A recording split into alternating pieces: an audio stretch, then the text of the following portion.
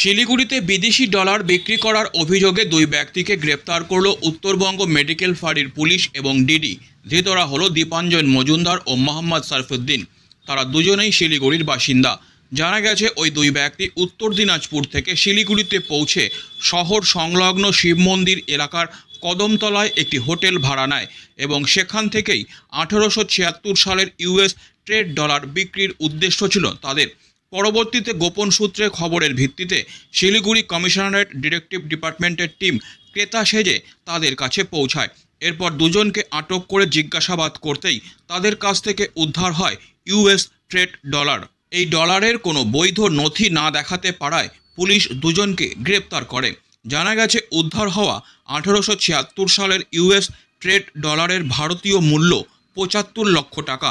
Detective department সূত্রে জানা গেছে প্রায় 150 বছর আগে বিভিন্ন দেশে ইউএস ট্রেড ডলারকে ব্যবসার ক্ষেত্রে ব্যবহার করা হতো।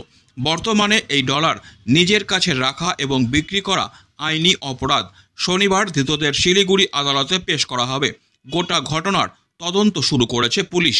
একটু বলুন তো কি হয়েছিল সেটা তো আপনারা ভালো জানতে পারবেন। হ্যাঁ, আমাদের রুমে যেরকম রুম লোকে নেয় সেরকম উত্তর দিনাজপুরের লোক এখন তাদের কী আছে না আছে সেগুলো আমার সার্কুল দেখবো না, সেগুলো পুলিশে দিই আর গোয়েন্দা ডিপার্টমেন্ট দেখছেন যেগুলো কিন্তু মারা আছে তারপরে কী পাওয়া গেছে, কী দেখলেন? পাওয়া গেছে আমি কিছু দেখিনি, কিছু পাওয়া গেছে ওনার কাছে। আচ্ছা, এখন কি পয়েন্ট সব কবে উঠেছিল?